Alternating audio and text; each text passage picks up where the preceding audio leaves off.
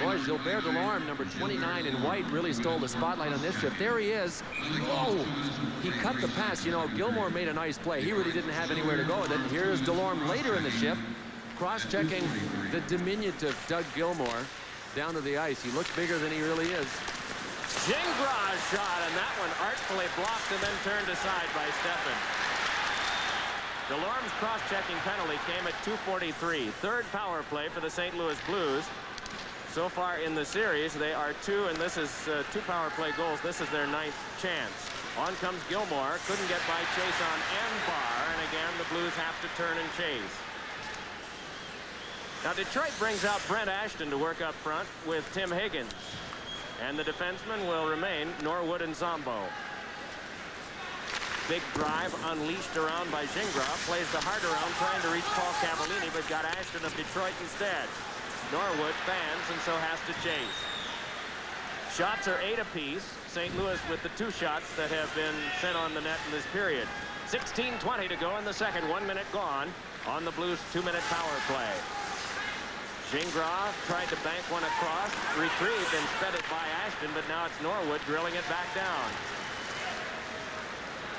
So Greg Millen just leaves it for Gilmore, and things clipping along very peacefully here for the Detroit Red Wings. They're doing a splendid job of killing this off. On with it comes Gordie Roberts. Roberts trying to pick his way through, now just settles to play it along. Trying for Herkus, puck tipped along to Gino Cavallini. Loose one gathered in by Norwood, but cleared into the seats, and so the faceoff will stay back in the Detroit end. The Road to the Cup on ESPN is being brought to you by Toyota and the 4x4 trucks that give you power, performance, and style. By the crisp, clean, imported taste of Labatt's Blue. It's Blue Heaven. And by Peerless Faucet. Peerless installs in no time, lasts a long time. Now let's get back to Joe Louis Arena in Detroit. Red Wings 3, Blues nothing. Here's Mike Emmerich and Bill Clement. Thank you, Tom. Well, you consider the concerns that Detroit has had over its goaltending. Steffen, of course, had flu problems. Again, a mention of later on tonight, Edmonton and the Calgary Flames as a shot whistles wide. Pick up that thought in a moment as the battle continues. They try to reach it back to Benning, but instead moving back up with this is John Shabbat, along with Nil. 10 seconds to go on the power play as Millen sets it up, and Paul Cavallini starts to steam up ice with it. Little pass just tapped in, and Blues seem a little uncertain on this power play. Puck comes back, and Benning can't reach right out of the penalty box. With it is Delorme, chased off by Benning, and the play was offside anyway. 15:09 to go second period. Penalty box empty. Scoreboard's not.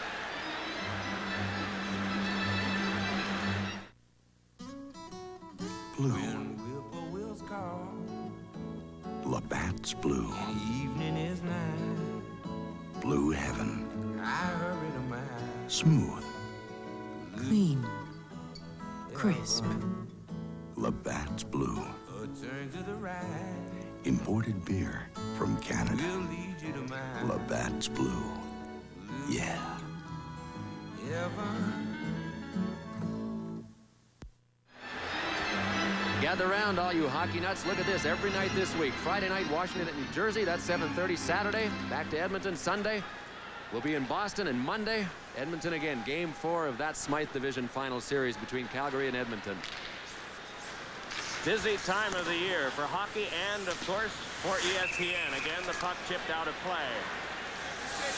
Sam Rosen and Phil Esposito will be at the Meadowlands Arena in East Rutherford, New Jersey for that telecast tomorrow night. As you see, Rick Mahar, 34 years of age with the legs of an 18-year-old. Boy, he stays in good condition. Like my wife. Yeah, 34 years old with the legs of an 18-year-old.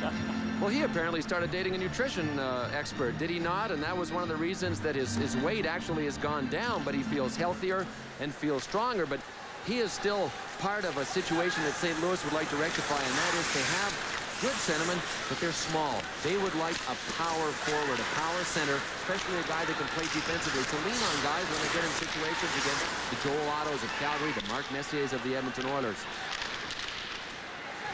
Does she know you're mentioning her age on television? Actually, I gave her a few years cushion. Puck sent by Shabbat too far. Shabbat goes down, leaned on the play. by Gordy Roberts. The battle still continues, and it is punched away by Probert. Gets it to Chabot, to Probert, who couldn't get to the front. Chabot has it. Has Klima shaking loose at the front, but fed it to the back. Shot by Pavis is blocked off by Millen. Jammed back around by Bothwell. Gives it up to the captain, Brian Sutter, with 14 minutes to go in the second. Team's at full strength. Detroit leading the St. Louis Blues 3-0 as they try to wind one to Sutter, who centered, but that one knocked away by Chabot. Puck pops over for the attempt by Gingras. Second attempt, and man, was he ever plastered by Bob Probert. No, that's okay. Play continues. With it is Fedorko, pivoting away from Oates. Up for Hunter, but through to Pavis. Banks it back to Gingras. This one reached by Mike O'Connell. Checked persistently by Bozak, but he's able to float it back to the St. Louis end of the ice. Oates trying to get it away. Gingras falls. Bozak moving toward it, and he'll take it out of the three-man scrum. Play fed over to Hunter. Pivoting away from Barr. Got help from Kent Carlson to ricochet one off Delorme. Gingras, then to Bozak. Shoved away by the checking that time of Norwood. Here is a chance, as moving in is Gallant. Waits, fires, and that one blocked away. Rebound, turned back out. Delorme hurries it in deep. Hooked down on the play, Gallant. Play continues, though, as nudging one in front was Oates, and ahead with it comes Hunter. Hunter plays it in, and the shift change on now for St. Louis as back to retrieve and turning it back up ice is Norwood. Trying to shake away from Gilmore, the pass tipped to Bothwell. Bothwell, one-time New York Ranger, takes a look back ahead for the St. Louis Blues and plays it to Gino Cavallini, then to Gilmore. Up lost, though, to Delorme, and then it's bounced away from Bothwell. Again, a conservative period if you measure it in terms of shots on goal. The Blues have 3, the Red Wings none. Centering pass off the back of the goal. And it's held by Ashton. We get a stoppage of play. 12:07 left in the second from Joe Louis Arena in Detroit. Red Wings 3, Blues nothing. The Peerless washerless faucet you install today will not only be working in the year 2001, it will still be under warranty. Peerless do-it-yourself faucets announced their spring break rebate. $5 back on selected faucets through April 30th. Have you heard about this left brain, right brain stuff? Take steak. The left brain believes in moderation. A right brain just knows it's good. Nice thing about sirloin, makes the whole brain happy. Beef, real food for real people.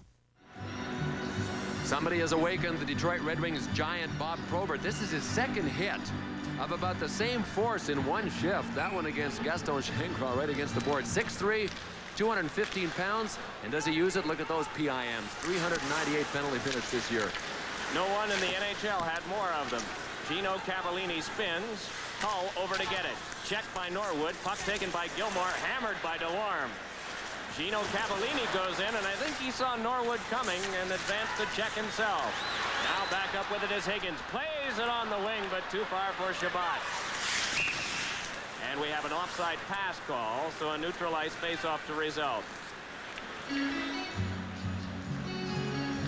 Saw Gordy Roberts just turn away, and there is Greg Steffen, who up until this year when he had the flu, had started the first game and the second game of every Detroit playoff series since he arrived here in 1981, so he's been the mainstay. Do you think he lets anybody drink out of that water bottle besides him? He might be gun-shy about getting germs and getting the flu. We should know. Yeah, you're right. It's amazing how careful you get with what goes into your mouth when you're eating and drinking if somebody else is around and they have the flu. It'll really hurt a hockey team. That's the problem with an illness like that. You know, it's not really broadcast. People don't know about it at home, but when their team is losing, very often the flu bug is hit and 5 or 6 guys are really in trouble, and you can't imagine what it's like trying to play a hockey game even when you're healthy, let alone when 5 or 6 guys have the flu. Back ahead now comes Mel Bridgman. Has Joe Kocur breaking. First time I recall seeing him out there tonight as Nil moves in.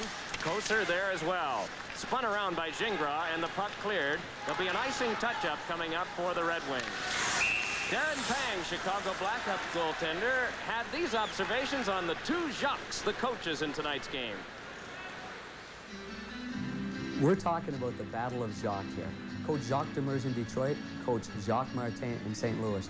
They've both established the same style of play. Very, very defensive-minded. They worry about their goals against. They feel that if they give up 3 or less goals, they're going to win the hockey game. Both these teams are going to be very, very patient, and you're going to see defensive struggles. And one of them is the reason that you're watching tonight, Darren.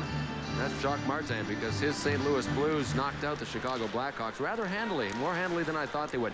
Martin said today, there's a penalty call. You can see that Ron Hogarth has his arm up, so he's calling one against Detroit. We'll see who it is. Delayed penalty call, and so Millen can head to the bench for an extra attacker as in comes Paul Cavallini. Sets it up for Raglan, and he fired one that went off of Steffen, kept moving by Roberts. It ricochets off McKegney. Still no possession, Detroit, so no whistle. Herkes' pass is colored by Nil, and will get the stoppage of play. St. Louis power play, number 4 coming up. They trail in the game 3-0. If you could ask for a truck that'll make you wonder how you ever got along without it, Toyota Standard Bed. The one that sets the standard for compact trucks with the biggest standard payload in its class and the solid value that makes Toyota #1 in import truck sales. Don't compromise. Don't settle for less than Toyota quality. Now who's looking out for #1? Toyota. Toyota!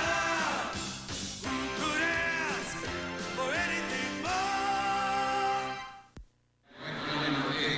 Well, we have located the culprit. There he sits for our camera, Jim Nill. Number 8 for the Detroit Red Wings. Well, what a productive playoff Nil has had. He scored 6 goals in the 7+ playoff games in which he's seen action. Ahead with this short-handedly now is Lee Norwood, and Norwood just banks it in.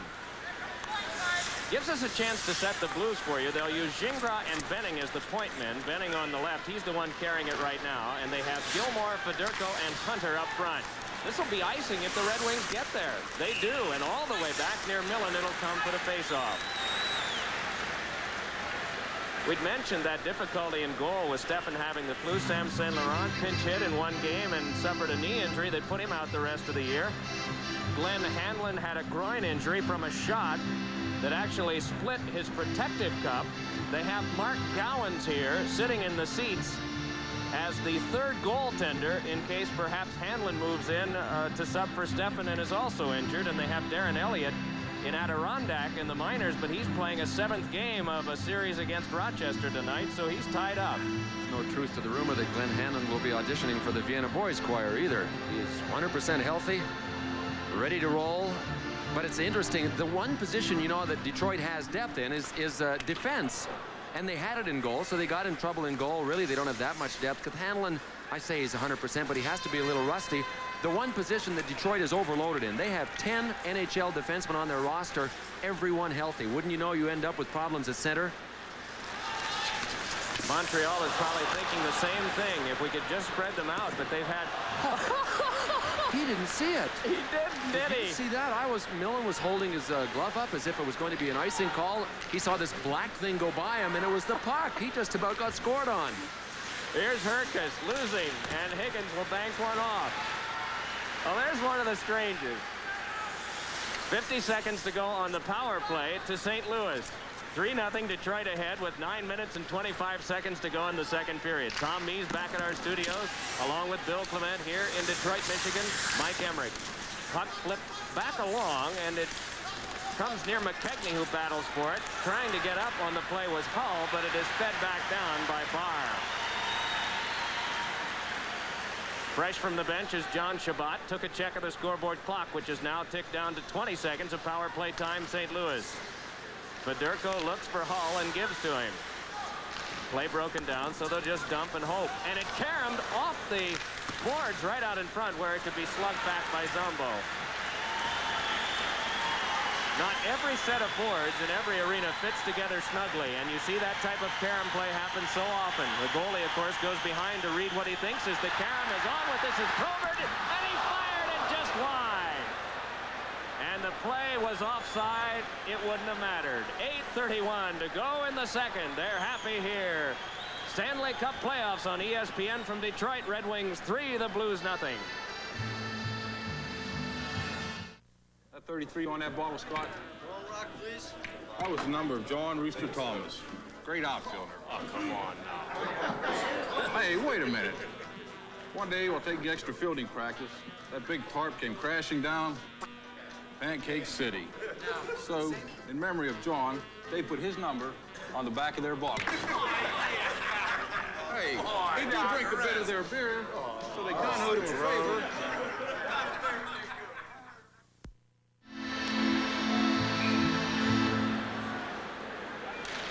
Tony Herc action here, yes. Tony Herc is trying to go around one of the Red Wings, and there wasn't a call on that play. Sutter angles. Ewan with a shot, and that one slowed by the checking of DeLorme. Ewan hit hard by Probert. McConnell went down and then shoves at Sutter. Ewan trying to bank it away.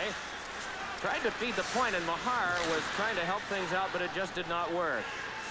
O'Connell for Detroit spins it around. Teams at full strength. 8 minutes to go, second period. And one was chopped down from high by Ewan, but forced away by Steffen. Probert trying to turn away from Mahar. Big Bob Probert lays it back ahead for Shabbat to turn it loose to neutral ice. Bothwell gives it up to O'Connell. Gives it to Klima. In with Probert. Klima forced it on the wing, and Shabbat hurried up. Oh, he had Probert in front, did you see? But the play was blocked off by Carlson. Pivoting with it is Klima. Leaned on. Help comes from Shabbat. Probert at the front. Klima fires. It's deflected away by Carlson. Mahar lays it back up for Ewan. Stripped of the puck neatly by Klima, and Klima just zigzags away and draws a response from the 19,000 plus watching at Joe Louis Arena. Shabbat just sealed up by Carlson, and Ron Hogarth loses sight of the puck, blows the whistle to stop the clock with 7:06 to go in the second. Klima, Chason, and Gallant. First period goals for Detroit. They lead 3-0. Well, John Shabbat's biggest problem right now is holding his pants off if he goes off as he goes off the ice. See? His suspenders have come loose. Some guys use belts to hold their pants up. Other guys use suspenders. Obviously, Shabbat is still a suspender guy. Here is what the St. Louis Blues have not done on their power play tonight. They are 0 for 4. Total time on the power play, 8 minutes. A dismal 2:02 of attack zone possession time. One shot. That won't cut it in the playoffs, folks. That will not do. Teams are at even strength right now. Gordy Roberts, a native of this city of Detroit, playing it for St. Louis, handing back on to Gino Cavallini, shouldered by Higgins, and Higgins just taps it back. Roberts quickly connects with Gingras, then on to Hull. Tried to jam one for Gilmore, but it caromed to Higgins, and he forces the Blues to go back again. Greg Millen, little interference there on the forechecker Murphy. And the puck fed out of play into the seats. Scoreboard clock is stopped. 6:42 to go in the second. Head shaking at the Blues bench. What was that? 3-0 Detroit. You could ask for a 4x4 that'll shift the balance of power in the truck world. Toyota's all-new V6 4x4. The most advanced V6 engine in any compact truck. Unsurpassed horsepower. More low-down torque than any compact V6 4x4. New V6. Now who's looking out for number one? Toyota. Who could ask for anything more? Young and old, they love their Red Wings here in Detroit. This building has just been fantastically filled from the day it was built. And keep in mind, it was filled when the Red Wings were terrible. 1980. I remember one of the big memories was the All-Star game held in Detroit that year. They had over 20,000 as one is sent into the multitudes. Gordie Howe in his last All-Star appearance that year. As you see the Blues playoff history in Game 2s. Game 2's on the road on Thursday nights in cities starting with D. They're 1-13. They don't have a chance. And of course the octopus tradition here. These are the stuffed animals as opposed to occasionally live ones that get tossed out, and that's owing to some history back in the 50s when Detroit was able to sweep both of the existing series 4 straight. So the significance of the 8-legged creature. On now comes Roberts, away from the checking of DeLorme. Wrist shot, and a good one that went wide. Ashton given a good shoulder by Gino Cavallini as the battle continues. Gilmore trying to toss it along. Turning with it is Hull, and Gilmore's shot ricocheted off DeLorme and is then sent back deep where Roberts goes back, but Higgins got there first. In deep is Ashton. Centered one. It comes back to O'Connell. Hands it back over for Chason. Pass in front. Murphy couldn't get a shot away. Chason once more. Bounces one to Higgins. Chopped at by Norwood. The puck over to Ashton, who couldn't control off his skate. Gino Cavallini brings it back and just shuffles it in so that he and his line mates can come for a shift change. Gilmore tries to get the puck away from Chason, but can't, though it is turned aside to Kent Carlson at center ice. Right back ahead with it comes Fedorko. The drop to Carlson and a pad save made by Stepan. Gallant can't reach. It's flexed away by Bothwell, so Gallant retrieves. And turned off the skate of Ashton, and some confusion at the Detroit bench, but they have the regular number of 5 attackers out right now. Oates can't connect with Barr, so Carlson spins it back in. Stepan in this period has faced 5 shots. The Red Wings have only 1. And the totals in the game are 11 for St. Louis, 9 for Detroit. We're only 4 minutes and 40 seconds away from the end of the second period. There have been a lot of under 20 game total shots in the playoffs, especially in this round. Paul Cavallini sliding it back over for Gingras and then back out. Punched in deep by Carlson. Back to retrieve is O'Connell. Playmate through to Oates. Checked firmly off the puck by McKegney, but we get an offside call. 4:15 to go in the second. Red Wings 3 and the Blues nothing. Honey, game's gonna start soon. I think I'll give the lawn a quick cut. Gotta go black. When you're long on grass and short on time, you need a mower with a Briggs & Stratton engine. Dad, the pregame show's on! It'll start quickly and work hard till the job's done. Sure hope he makes it. Yes, there he is. Briggs & Stratton, the power in power equipment. Here again at Joe Louis Arena in Detroit. Latter stages of the second period. We'll remind you again, we'll be joining the Calgary and Edmonton second game of the Smythe Division final in progress at the conclusion of this one. Detroit got 3 goals in the first, in case you're just joining us, and that lead has not been altered. Moving for this is Raglan. Past one that's skidded by McKegney. Good shoulder check by Paul Cavallini. Leaned on a bit by Pavis as now Pavis works on McKegney. Trying to reach it as Herkus as McKegney really pulling his way along the board. Herkus then hit by Zombo. Yeah, this is the type of play you feel the next day. Puck out to the front, and Raglan has a fight on his hands with Bridgman, and Bridgman able to persist, but the puck popped out of play. There'll be a penalty coming up to Detroit, and again, St. Louis will have the power play. Rick Zombo heads to the box. Power play number 5 coming up for the Blues. Boy, what work along the boards by the big defenseman that Detroit has. There's Jim Pavis working away on Tony McKegney. Zombo can't be real happy about this penalty. That was a good evasive move back there by Tony Herkus to skip away from Zombo. Zombo now looks like he grabbed him by the seat of the pants and was trying to lift him over. Zombo loses his helmet. Zombo will eventually come to the front of the net, and as Herkus tries to move away from him, right there, falls down. I don't know what Zombo tripped him with, but he is off for interference. You know, Detroit has done 2 things pretty well tonight. Number 1, when they took the lead, they didn't go into a shell. They didn't play not to score. They haven't had many shots, but they've attacked and they've pressured down at St. Louis's end. Mind you, they're not a powerhouse of activity when they take the lead one way or the other. The second thing is, and we didn't mention who was playing center in place of Sean Burr. It's Brent Ashton. Joe Murphy has had the job of being on the ice when Brett Hull is out there for St. Louis. We haven't seen Hull at all. Ashton and Murphy and Higgins have been very strong against this Gilmore line, but now St. Louis has another chance on the power play. And they use the same guys. It is Hunter pivoting. He has Gilmore out in front. The pass, though, taken back out by Shabbat. So, in to get it, it'll be Gingras. Gave it right up to Barr. Wanted to reach Shabbat, but that one quickly back-checked away by Gilmore. Gilmore, the leading assist getter on this team, with 11 of them coming into tonight's game. Tried to connect one with Benning, but that is spun right back around and cleared by Norwood. 2:45 to go in the second, 1:20 on this power play.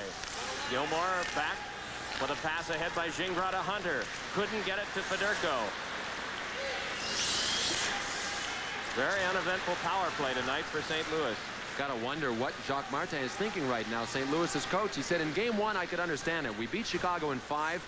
We had a 7-day layoff, and to me, that's too long. And to Jacques Martin, that was too long as well. But he expected them to be going in the first period tonight. They still don't have any jump, St. Louis. Detroit has been one step ahead all night.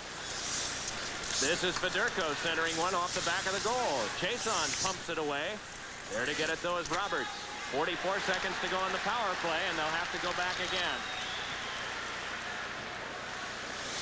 Sure, a confidence builder for the Red Wings. Martin, as Bill mentioned earlier, felt that if the game could be played evenly, that they'd beat them on the specialty teams, and they've not. The Red Wings have had a power play goal, and the Blues have just come up with loud foul after loud foul on their power play. Roberts ahead. Angles for Gilmore. Nil right after him. Gilmore pivots away, has Hall behind the net. At the front, taking some punishment is McKechnie. Big blast by Roberts is saved by Steffen. Good pad save by Steffen, and Higgins forces it back down. 2 seconds, 1 second. Out of the box comes Zumbo, and they killed it off again. We're in the last minute 15. The Red Wings have one shot on goal in this period. They're ahead in the game, 3-0. Tim Bothwell flips for Hull. Shot is tipped into the glove of Steffen, and doing a great job on defense that time was Mike O'Connell. There's no question the Blues have to get something before this period ends. Here's a look from behind Steffen at a couple of his saves. That was the big shot from the point that finally gave this crowd here a chance to cheer. We have mentioned that Detroit has only had one shot on net. Here's some of the action in front. Tony McKechnie trying to hold his ground, and Steffen behind those two players making the save for the Detroit Red Wings. But with as few shots as Detroit has had, St. Louis hasn't had many more chances. Wheeling and dealing from the phone lines in New York to the team offices of the Rams and the Cowboys in Phoenix. Remember the St. Louis Cardinals? Now Phoenix. All that coming up on Draft Day 1988. 7 hours of live coverage for the first time on a Sunday and on ESPN. Sure hope I get drafted. I've been training all year. What are you, place kicker, isn't it? Yeah, really dangerous in close. 5 yards? 5 yards. Mahar loses, tapped along by Zombo. In the final 45 seconds of the period, here's Mahar in, and oh, he just missed the long side with the shot. He did. Steffen didn't give him much room. Did you see how Steffen came shooting out to take away Mahar's angle? Yeah. Puck flipped back out by Favis. Bothwell trying to play. Gives it back to Carlson. This thing's just breaking down for St. Louis. Look You here. can see it. Here's Klima. Can he do it? No! Good diving play by Millen. Loose puck in front. Nearly in. Yes, yes.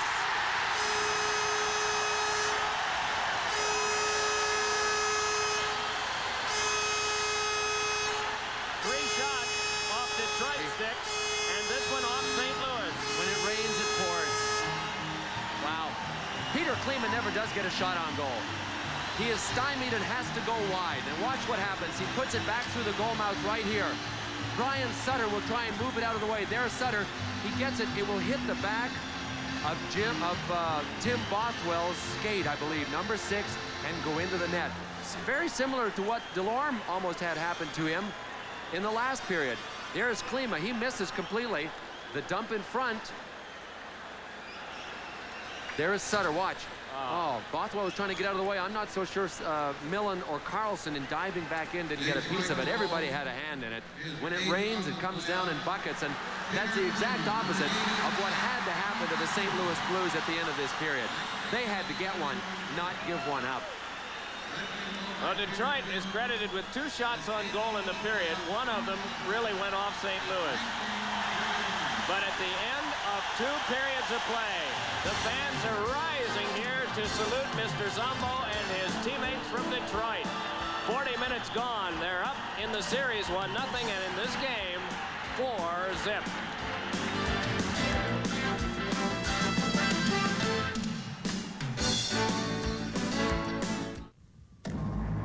Presenting the G-Shock watch from Calgary. On Calgary tonight. Well, there certainly is, Jim. I think we're going to see a much more rugged hockey game. John Tonelli should be in the lineup. It's his type of game. Rough along the boards. And Calgary's power play has to go. They were 1 for 8 in game 1. 17 of the first 43 minutes during that game, they were on the power play, scored just 1 goal. They have to have it working. Calgary will make some lineup changes. Do you expect Edmonton will? No, I don't. They've gone with 6 straight playoff games now with the same 20 players dressed. They'll have the same lineup tonight, and they're playing strong defensive hockey. The Edmonton Oilers lead the series 1-0, so the Flames need this one in Calgary tonight. All right, thank you very much, gentlemen. A couple of points about this upcoming game, too, between the Oilers and the Flames.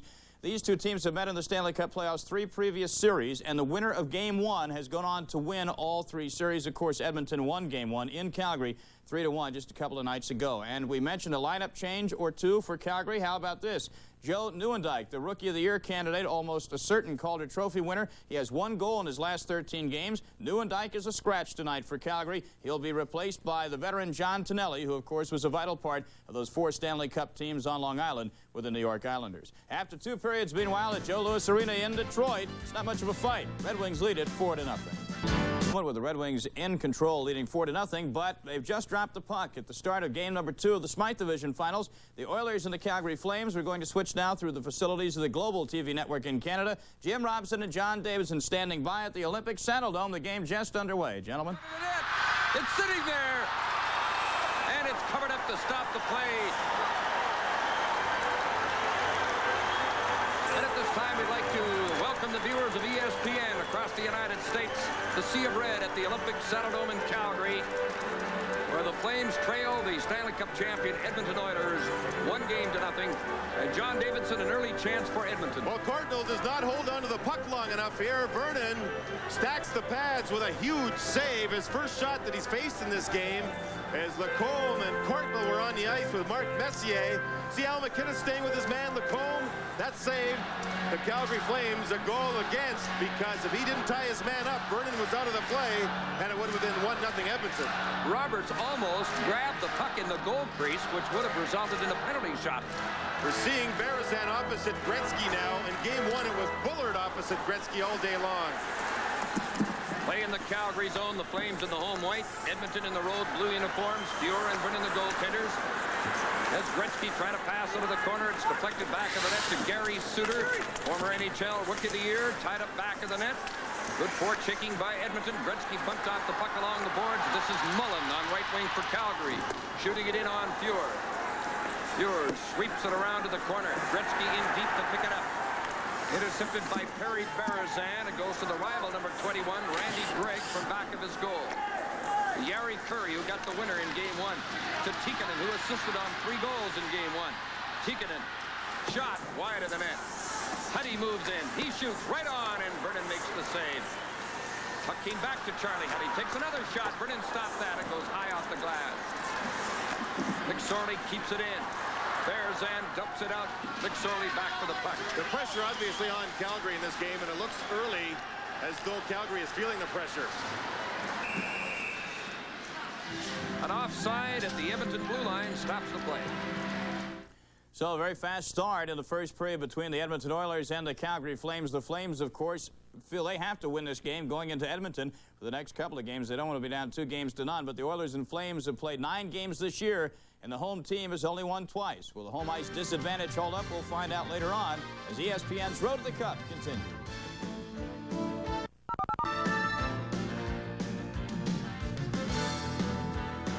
Underway at the Olympic Saddledome. No score yet between the Calgary Flames and the Edmonton Oilers, and we'll be joining that game in progress and take it to its conclusion right after the St. Louis Blues and Detroit Red Wings decide things tonight in Joe Louis Arena. And right now, you'd have to bet that the Detroit Red Wings would come out on top, because they lead this game 4-0 after 2 periods, even though they're outshot 12-10 in another game that has a premium on shots on goal. That's it for this check of the Prudential scoreboard. Back with a late goal in the second period. They're in command as we go back to Mike Emmerich and Bill Clement for the third period. Well, 3 goals in the first period. Klima, Chason, and Gallant. In the second, Klima got credit for the goal that went off the skate of Bothwell and in. Unassisted, of course, because it was put in by a member of the defending team. That was 19 seconds from the end of the period. You're right. Detroit 2 shots. That's all in that period. St. Louis 6. There have only been 22 shots total. Add them up. Those are the shots that Millen and Steffen have faced. 2 shots each from the blue line. Tough saves. Steffen 5, Millen 3. Not really a busy night, but boy, I'll tell you what, those numbers don't match up with the score of this hockey game. 4-0 for Detroit.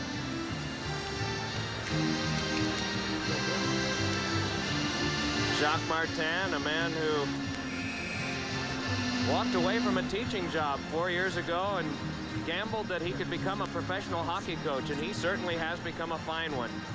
And then Jacques Demers coached in Indianapolis, and one of the biggest fans of his and of his team was David Letterman, who at that time was a weathercaster in Indianapolis. And Jacques heard of his devotion to hockey, and so arranged for the presentation of a Detroit jersey bearing number 1 to Letterman. Those of you watching in the Indianapolis area, I think David's probably the most famous graduate of Broad Ripple High School. Probably the most famous non-graduate is Wayne Gretzky, who actually attended that same high school for only a couple of weeks before he was sold to the Edmonton Oilers. Speaking of the Oilers, later on tonight, it'll be the Oilers and the Calgary Flames. You've noticed already that they're already underway in that contest. There's no score. And we'll be joining that one as soon as this one is over. Detroit with a big lead, 4-0 going into the third. The teams will be at full strength as the period gets underway. Ron Hogarth, 40 years of age, makes his home in Barrie and has been officiating NHL games for 17 years, including his first season or 2 doing work on the lines as a linesman. Has put this one in play, and the puck skipped under Delorme and right in on Greg Steffen. Steffen has been flawless tonight and has been tested in each period at least 2 or 3 pretty good, maybe not 10 bell saves, but at least 7 or 8 in which he has made strong stops. Good check on Higgins. Puck forced right back out by Delorme. This is Gingras. And in with this is Gilmore. Has a man in front. Oh, and they tried the direction, but it wouldn't get through. Gino Cavallini bumps into his man Higgins, gets the puck back again, and tried to feed to brother Paul, but that didn't work. Paul Cavallini loses, and we get a stoppage of play. Ron Hogarth has spotted a penalty. And I believe he's going to take one of the Blues off this time. Who is it? Paul Cavallini? Boy, power plays have sure been the story tonight, or at least the non-scoring power plays by St. Louis. We'll have one here. The St. Louis Blues trail Detroit still 4-0. The Porsche 944. The Volvo 740 Turbo Wagon. To you, they're 2 completely different cars.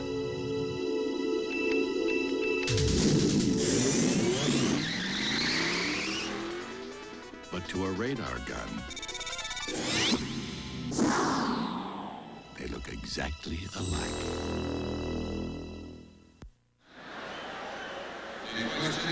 The call is slashing right there. You saw it, number 20, Tim Higgins. Boy, he pumped once and swung and pumped again.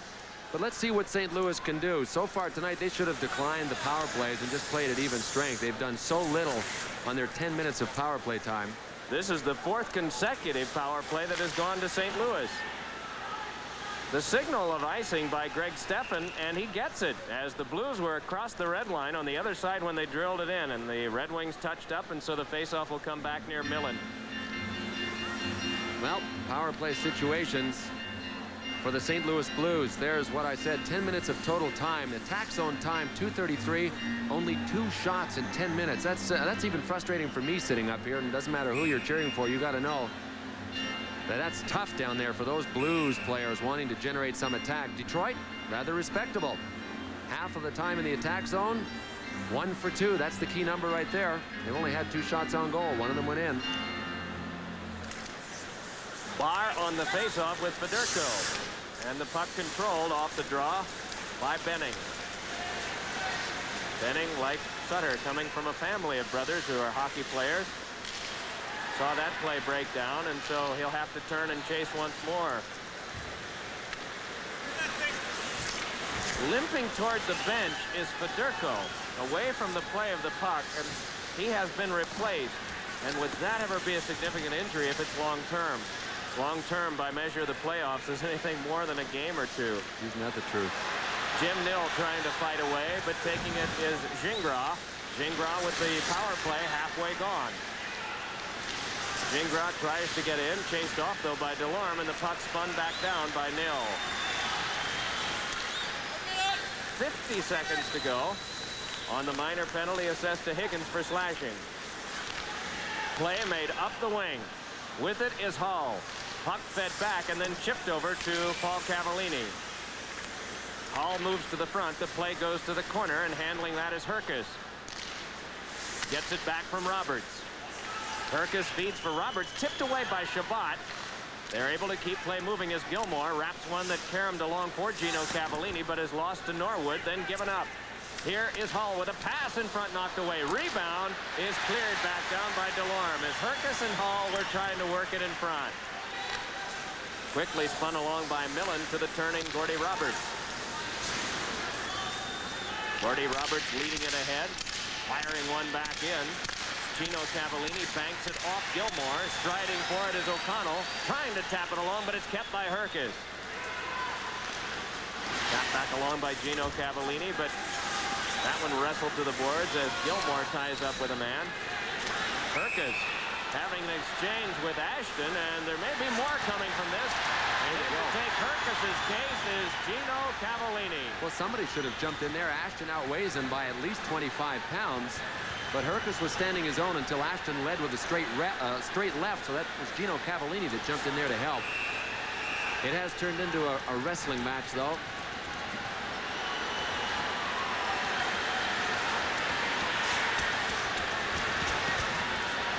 Jacques Demers was saying today that he's in favor of a rule that if guys are wearing shields, you don't see them here on either player, but if they're wearing face shields, that they should be required to take them off before they get involved in any sort of a fight. And he was pointing toward Jocelyn Lemieux of the Blues. Here's what happened along the boards. There was Herkus. Ashton decided to stay on the outside. He cross-checks Herkus. Watch Herkus hit back. Then Ashton slashed. Watch Ashton with the left. Right here. Bingo. Well, he didn't catch him in the chin. He actually hit him in the chest. While things calm down here, we'll bow out for 30. 16:59 to go in the third. Detroit 4-zip. John Tonelli gets the puck to Lanny McDonald, who lets her go.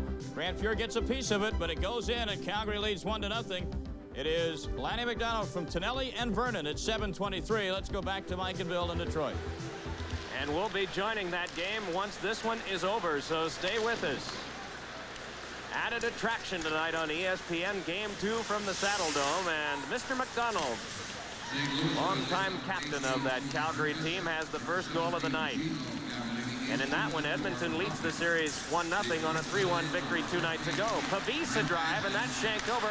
Delayed penalty call. Millen, without his helmet mask, is able to make the stop. 16:35 to go in the third. Another penalty to be handed out. 4-0 Detroit. Safe to say that naked to a goalie doesn't mean not having your pants on. It means having your helmet knocked off with all kinds of action and your mask knocked off. Watch in front. Boy, something caught Millen's mask. There he is without it. You can see him at the top right of your screen. At the bottom left was Ewan of St. Louis, number 21, dropping his gloves to go after whoever that was that hit Millen and knocked his mask right off. Boy, it exploded right off his head. I'm just wondering now, as I was watching that, I think it may have been a Detroit player that was hammered by a St. Louis player from behind. Puck comes back to O'Connell, banks it right back along. It skids free and is turned back along to Norwood. Norwood's pass trickles behind a bar, and the net has become dislodged, and so we'll have a face-off to remain in the St. Louis end. And Gallant's over to protest. He said, nothing but Blues players there. Why did it come off? 21 Ewan for St. Louis. Watch him. We'll see if we can figure out what happens to Millen. There's Ewan all the way in. Looked like his stick that might have caught Greg Millen's helmet mask all at one time and just popped it right off his head. Just to catch you up on penalties, Herkus and Cavallini had roughing minors, slashing and roughing both to Ashton. Those canceled. Those were at 3:01. Then Ewan the roughing minor at 3:25. Roughing minor on the Detroit player, not on his own goalie. It is shaken back along on this power play. Back to the point. Sped back over to O'Connell. Then from Oates to O'Connell again for a drive that ricocheted off Mahar. Oates, O'Connell. One-timer by Norwood, booted high in the air by the pad of Millen. Oates, back to O'Connell. Oh, and the drive went off the sprawling Bothwell. Barr working for it, but it is tapped back ahead, and here comes Brian Sutter. Sutter able to shake away from Norwood, but then lost the puck, goes right back after it again. Sutter wanted to center, denied by O'Connell. We get a stoppage of play, and what does Ron Hogarth have besides this discussion between O'Connell and Sutter? That's what he has, and it's enough to give them both two. I don't think there'll be any more handed out, but they went all the way at it right into the corner. Well, with this game 4-0 Detroit in the third period, and Detroit not really showing any signs of buckling, it doesn't appear to be message time either. But Bill, you and I have both been surprised that St. Louis just hasn't had any kind of spark in this game at all tonight. None whatsoever. And they're not even in the position, I don't think, to send any kind of message to Detroit. St. Louis doesn't really play a robust style. If they really wanted to go toe-to-toe and play aggressive hockey, you'd have to give the edge to Detroit as well. But keep in mind, home sweet home is very nice for St. Louis, and home sweet home is nice for us because Tom Mees is back there. Tom? That's right. I'm here at home sweet home, Bill. And right now, let's go a little northwest of where you are to Alberta. Calgary leading the Edmonton Oilers 1-0 on a goal by Lanny McDonald. Let's join the action live in the first period. Jim Robson and John Davidson on the call as Calgary is threatening again.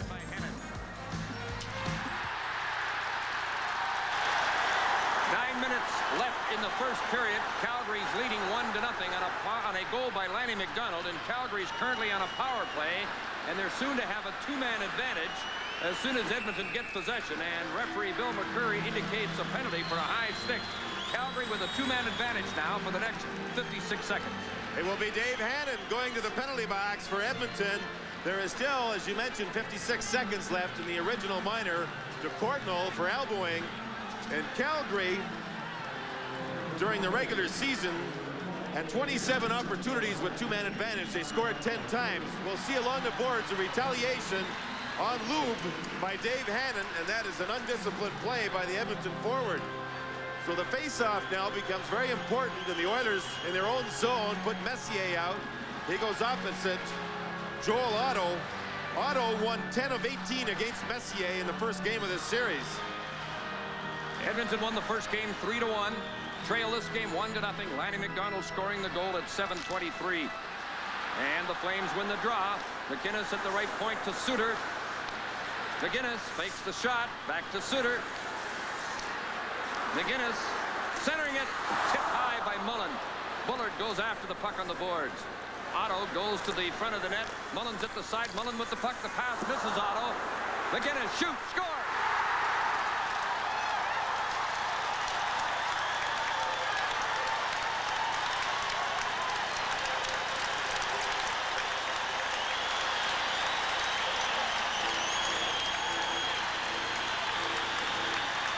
McInnes with his third goal of the playoffs. We'll see Calgary with a two-man advantage. Steve Smith stays in front of the net. And we'll see the puck actually miss the pass here. It's rolling as it comes to McInnes. One of the hardest shots in hockey. Beats Grant Fuhr to his strong side, the catching glove side. And it flutters by him. Big Joel Otto loves to stand in front of the net. Perhaps screen Fuhr somewhat. And Calgary scoring a power play. The only assist is to Suter, the other point man. They also give Mullen an assist on the goal. So McInnes, his third of the playoffs from Mullen and Suter, and Calgary has an early 2-0 lead. The Edmonton Oilers have to be upset with the fact that when you're already a man short, try not to take another penalty, and they did. And the fans here are much livelier now than what they were in game one. The power play works here because McInnes has time to take the shot. 29 Otto goes to the front of the net. He's going to try and take the pass here from Mullen, but it doesn't work. Bullard stays down low for a rebound. There is none, though, as that rocket went past Grant Fuhr to the glove side. McInnes might have the hardest shot in the NHL. Joel Otto to the right point to Ramage. Calgary still on the power play as Hannon's penalty is still in effect. The Oilers were two men short. McInnes scored to go up 2-0. Mullen to the point to McCrimmon, whose shot is blocked. Mullen into the corner. Reinhardt put it to the side of the net. Mullen controls it again. Watched by Gretzky. Now it's Ramage at the point. This is Reinhardt. Reinhardt blocked the pass, but now Yari Curry turns with the puck with room to clear it out to Gretzky. Back to Curry, one-on-one, but he lost the puck. Reinhardt picked it up. 32 seconds left in Hannon's penalty. And the Oilers really want some penalty killing right here, not to get behind by 3. They'll start thinking about offense when they kill penalties. They have one shorthanded goal during the playoffs. That was a goal by Messier. Lube back after the puck. Gets it to Tonelli. Roberts is back at the Calgary bench now. He was cut on the bottom lip and appears to be all right. Bullard taken out by Lowe. McTavish with the puck. Failed to get it out. McGinnis shoots. Oh, Fuhr got a piece of that blazing shot by Al McInnes. And now Hannon's out of the penalty box. Edmonton's back at full strength. Messier reaching for the puck. Hannon picked it up. Failed to clear it out, but it's kicked out by Messier to Craig McTavish. Joined by Hannon. Here comes a penalty for a slash. As Calgary's going to be penalized here as Lube comes up with the puck. So Bullard is going to get a slashing penalty. And now it's Edmonton's turn to go on the power play. Mike Bullard was back-checking, and he used the stick to slash across the Edmonton Oilers player right there. Craig McTavish right across the arm. And McCreary caught the infraction. And the Oilers have had a troublesome power play during this series to this point. They've had the puck and controlled it somewhat to the outside, but not many quality shots. Their second power play opportunity of the game. Calgary's leading 2-0. Goals by McDonald and McInnes. Messier with the puck. Curry gets it to Huddy. 3 Oilers along the blue line.